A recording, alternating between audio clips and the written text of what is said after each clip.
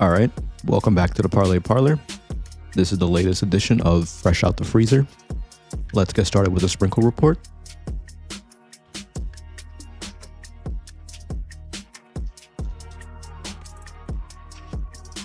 So these were the cards that we had for last night.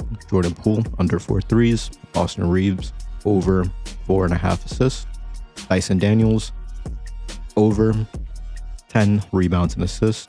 Nick Smith Jr., under 3 threes. And this is how we went. Dyson Daniels, unfortunately enough, in a game that went into overtime with the Knicks, he could only end up getting 8 rebounds and assists. Doesn't help that he went with 4 fouls, so didn't play much of the third quarter. And by the time he came out into the fourth, you could see him actively choosing not to go up for certain rebounds to avoid not getting into further foul trouble. Bad beat? Maybe. Absolutely bad beat. I mean, look at the final score. Went 148, 149. And to top it off, Dyson Daniels had a season high 24 points, I think. So, hey, it is what it is. Austin Reeves, let's go from good to bad, right? Half empty to half full. With Austin Reeves, 4.5 assists. I mean, it's a gut punch scene that he ended up with 11. We could have just made the whole night an Austin Reeves assist ladder.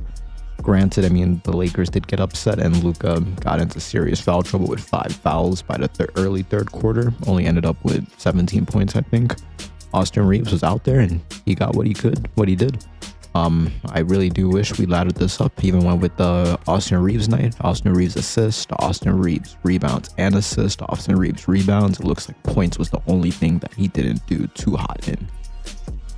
Jordan Poole, the worst card of the night. I personally apologize for this. I was told multiple times by my friends that you just can't give someone that takes up 15, 18 threes a night, which he did last night. He attempted 15 3-pointers, 29 shots in total. Of course, 6 are going to come in. Hey, going forward, at least I've learned from Trey Murphy. I've learned, do not give players that are going to, hopefully I will learn. Don't give players that have high volume, no matter what the opposition is, unless there is some overlying circumstance that I'm absolutely sure will mitigate. And then Nick Smith Jr., let's save maybe not the best for last, but yeah, best for last. Nick Smith Jr., under 3 threes. Until the books want to make this over 1.5, take the risk on it every time. Yes, he did get ejected in the second quarter. This was never in doubt, like I said. Overall, this takes our record to 15-8 for the month of February. If you're just starting to tune in after the great start that we had, I am sorry if the past couple of days have been a little bit of a gut punch, but it is the week before the All-Star break. There is more variance and maybe things that just shouldn't be at play. Teams giving guys a rest before the break, blowouts, things happen. So let's hopefully end the last day before the All-Star break with a bang.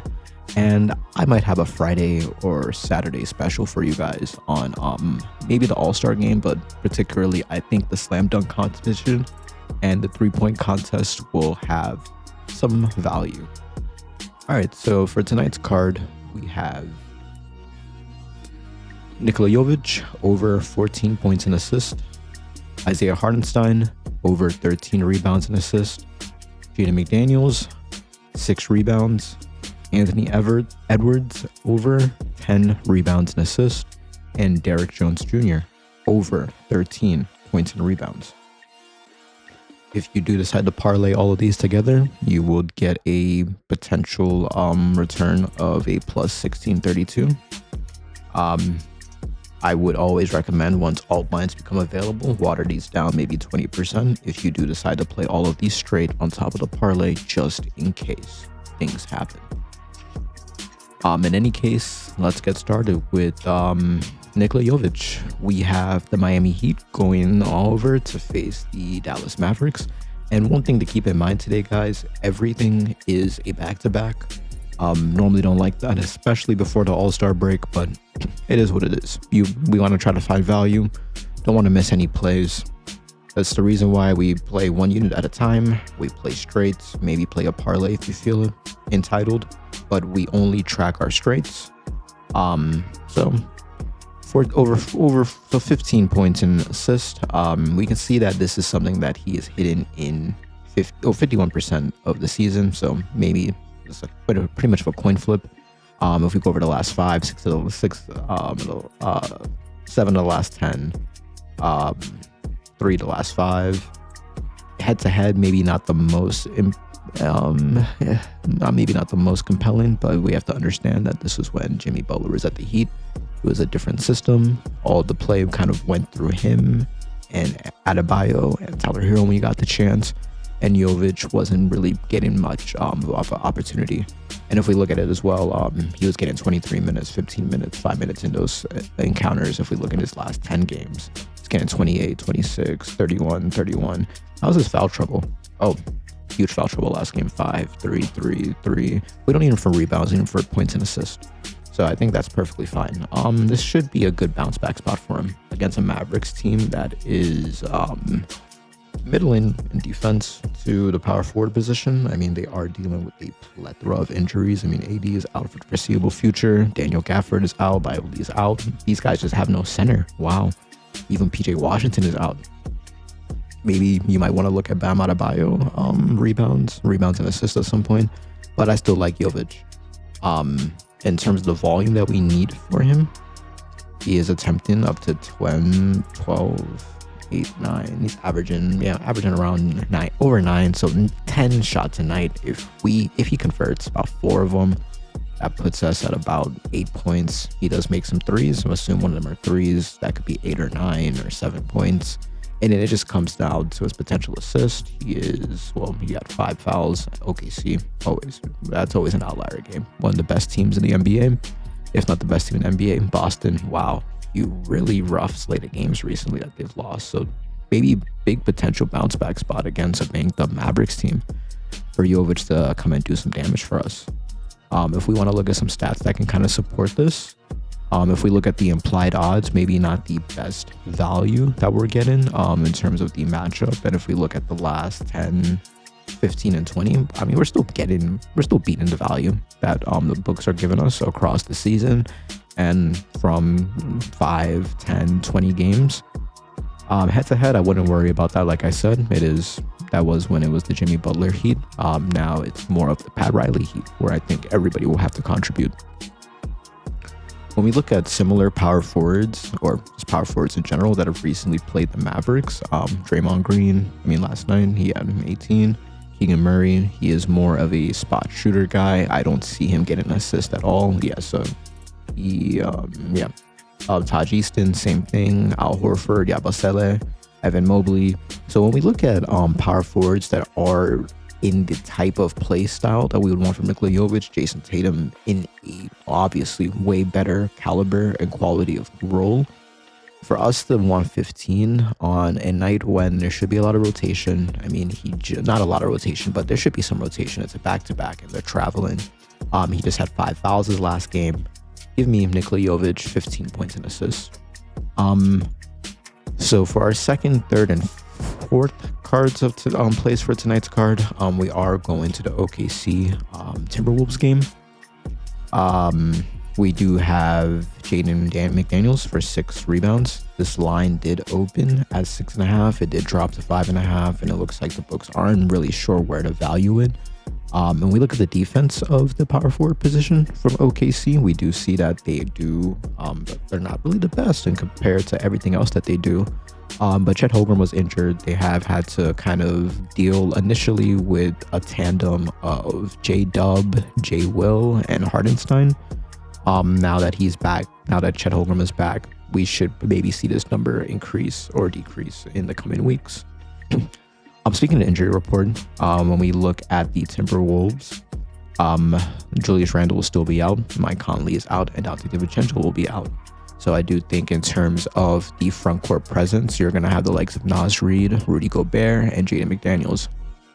Rudy Gobert will be tasked with dealing with Hardenstein and maybe Chet Holmgren, as we do see that he didn't play last game due to rest, but he could play today. If that were to happen, I like this play a lot more, and I would not be surprised to see this go up to 6.5 again before closing. When we look at potential rebounds, We can ignore the Cavaliers. I think he had a lot of fouls in that game. Yeah, he had 5 fouls. We can ignore games where he had fouls in. But he does convert his rebounds at a pretty decent clip, a little higher than 50%. So we do need him to get roughly around 12 potential rebounds, which he does average across the season. Can we say that? He gets 9 across the season, but again, that's a lot more variance. If we look at the last 10 games, plus 20. Okay, we're getting a little bit of the output that we need. I wouldn't look too much into it. And overall, OKC, due to the fact that they've been dealing with getting Hardenstein warmed up into the role, and with Holmgren out, and when they haven't had either one of those two, they've had to deal with the option of J Will or J Dub. Give me Jaden McDaniels for 6 rebounds. Out of all the games tonight, I don't see this one having as much of a blowout potential as good as OKC is. Minnesota is just as good. As long as he stays out of foul trouble, I do think this is something that could play in our favor. If we look at the implied odds that we get for this, I mean, we're getting it out of the park. Granted, we are buying a lot of juice with this at minus 165 or minus 170 now, depending on when you get in. When we look at the matchup, it's perfect. So in terms of always trying to look for value and juice, don't force it. If the matchup is there and the applied odds, I mean, we're getting parlay fodder minus 400 for the last 10 and last 5, over the last 20, minus 300 for the whole season itself. And this is considering when Julius Randle was healthy, when Dante DiVincenzo was getting rotational minutes in the Minnesota's dealing with a lot of injuries now. If we look at power forwards that have recently played the Thunder, a lot of them have soared over the 6. I mean, Bam, we can ignore, he plays more of a center, but I guess with Ware now, he is more of a power forward now. I have no idea who Carlo Matkovic is, but obviously the Pelicans are dealing with their own injury disasters. The Thunder, I mean, Scotty Barnes, again, we can ignore games when they just soared under that line if these were blowouts, and I do know the Thunder blew out the Raptors and the Suns. Taurean Prince, he's a 3-and-D guy. I think he got a bunch of fouls in this game, and he's not someone that really goes up for rebounds unless it's something that he can win. Keegan Murray, again, wouldn't be surprised it was a blowout. If we look at Gary Payton, Kamara, Kysler Edwards, again, Dallas, they're a mess right now. 6 rebounds, I like it. Anthony Edwards, this one is one that I'm going to have to spend a little bit of a time explaining. I initially wanted to take Anthony Edwards for 6 rebounds as well, but I started thinking, well, am I just getting a little too lazy and greedy with just seeing 5.5 for both Edwards and Jaden McDaniels?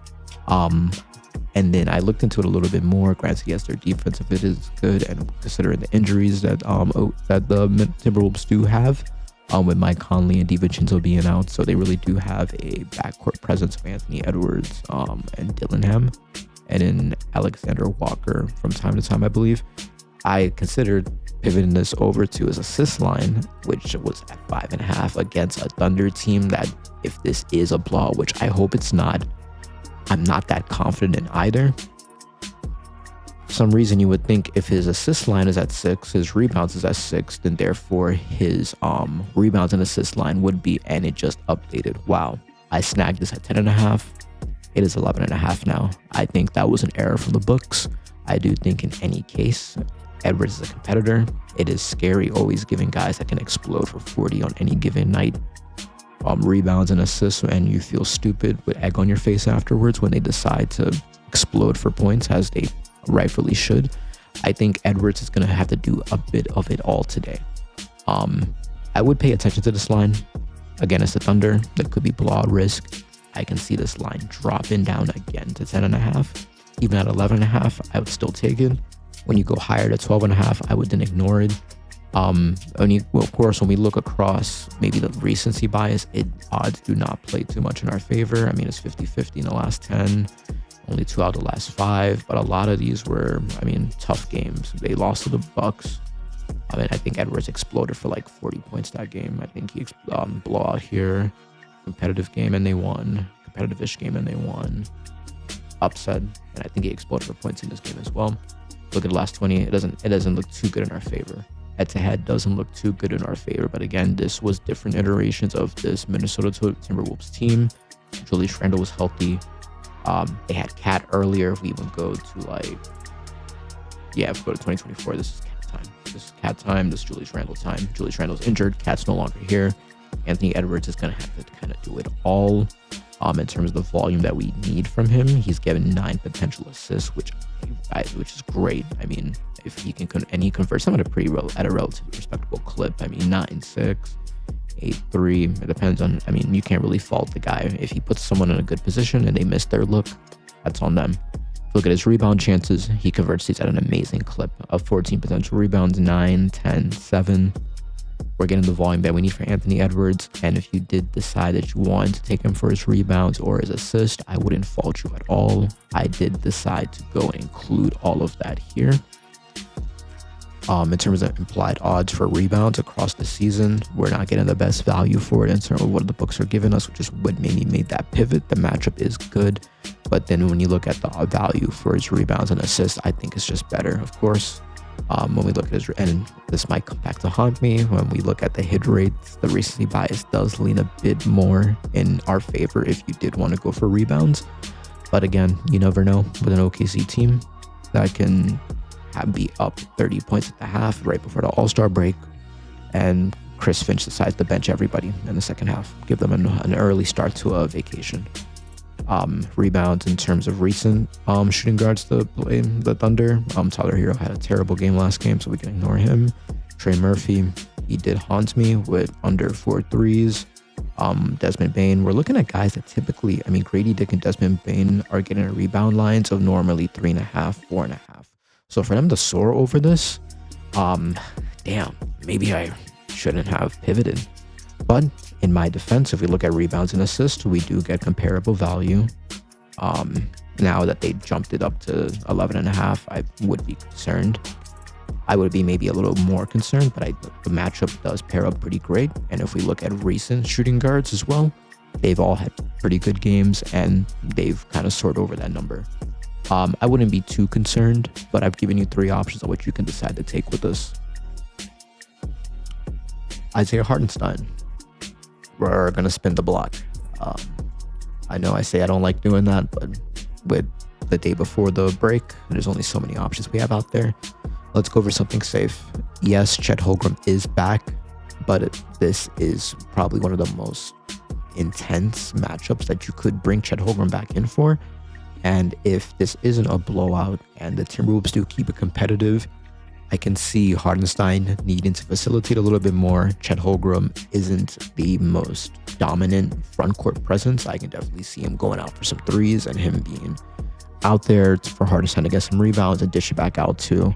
And then when it comes to going up against the likes of Naz Reid and Rudy Gobert and Jaden McDaniels, I don't see Chet Holmgren being the focal point for the Thunder today. So I would see more of a role for Hartenstein, even with Holmgren back. If we look across the last 10 games, I mean, 7 of the last 10. Recently, we can ignore blowouts. I do think this would be a little bit more of a competitive game than OKC's most recent games. In his last 20, I mean, 16 in the last 20. If we look across the season, 24 of 28 out of 34 games this season. We can ignore head-to-head because this is when he was at the Knicks. And if we do look at his first game with the Thunder against the Timberwolves, he got exactly what we needed, 14 on the dot, and this was one of his first games back. In terms of the volume that we need, he's getting a high volume of assists. I mean, potential assists, and he converts them pretty good because these are going to the likes of SGA, J-Dub, even Lou Dort and Isaiah Joe when they decide to hit their threes. And in terms of potential rebounds, when you're getting the likes of 20 potential rebounds across the last 20, 21, how about for the whole season? He's getting, and we need him. This is a great number. Yeah, Chet Holmgren's coming back. It's the day before the All-Star break. It could be a blowout. I'm not too concerned about it. When we look at the applied odds for this, we are beating value. We can ignore head-to-head. We can ignore last 5 due to just the number of blowouts that the Thunder have been recently in because they're just such a dominant team. If you look at the last 10, the last 20, and across the season, we are getting parlay fodder, which is what I always like to say. If you're getting parlay fodder for the implied odds on an even line bet, take the risk on it. If it ends up burning you, that's why you get variance. You diversify. You don't put all your eggs in one basket. And if we look at other centers that have recently played the Thunder, even in blowouts and in competitive games, them getting 14 rebounds and assists isn't out of the realm of possibility. A few players skating underneath the line. I mean, Jonas Valanciunas. I mean, that was the Wizards. It was definitely a blowout. And I don't even think he was the starting center. Actually, I think Alex Sarr was still injured then, but even so, he wasn't the starting center in any case. Nick Richards, I think this was his very first game for the Sun. We can ignore that. And in Okongwu, this is still in the midst of Atlanta's multiple injury issues. So I wouldn't be too concerned about that either. And he's a center, so his points and rebounds line probably hit that guy. His points and rebounds, let's ignore it. Okongwu is not our concern. Hartenstein is. 14 rebounds and assists for Isaiah Hartenstein. I like it. And to cap it off, we have Derrick Jones Jr. We have the Clippers facing the Jazz. We are going to go for his points and rebounds line at 13.5. The matchup, maybe in terms of rebounds, isn't the best, but we're not going to value the weight of him getting 14 points and rebounds from any rebounds at all. We're going to assume this is going to come from his 3-and-D mentality. He might get 1, 2, or 3 to supplement us. But we're going to hope that him being a 3-and-D guy is going to cash us out. If you look across his last 5, 3 to last 5, 7 to last 10, 12 to last 20. If we look at head-to-head, yeah, it's 50-50. It's a coin flip. And a lot of this is when he was with the Mavericks, I'm assuming. Yes, it was. So I played 2 games. Yeah, we can ignore that. Across the season, and as he's been getting more facilitated and used to this Clippers team, we can see that it's increasing. In terms of the volume that we need in field goals, he's taken 7, 8 shots. Perfect. Foul trouble. He did get 4 fouls last game. That's fine. He's taking threes. He makes or breaks them. Doesn't get sent to the free throw line as much. And in terms of potential rebounds, he gets enough. And we can ignore when he only got 2 due to the fouls that he got in a relatively a big blowout game, I think. I mean, not blowout, but he wasn't needed as much, and the Clippers won. In terms of the implied odds that we're getting for this, we are beating. We're getting great value for this. Again, we're getting almost parlay fodder, a little more towards even odds. We look at the last 5 across the season and we stretch it out, but we can ignore that because that was when he was at the Mavericks and he was just getting adjusted to this Clippers team. This is a Jazz team that's on a back-to-back. They've just had 2 pretty grueling games against the Lakers. I think they should be feeling a little bit of Los Angeles fatigue, having to deal with a Clippers team that will kind of come and play just about the same way and maybe a lot more successfully than the Lakers did yesterday. If we look at similar small forwards that start, you can see Roy had a great 2-game slate against him. Kawhi Leonard, he is just coming back from injury, but he did just get that. And on a back-to-back with Kawhi Leonard just getting his minutes restrictions bumped up, I do like this spot a lot more for Derrick Jones Jr. 14 points and rebounds for Derrick Jones Jr. Why not us? All right, guys, if you've spent the last 20 or so minutes listening to me ramble, I do appreciate it. As I'll always say, have fun, be safe, play responsibly, and may the odds be in our favor. I'll catch you guys later.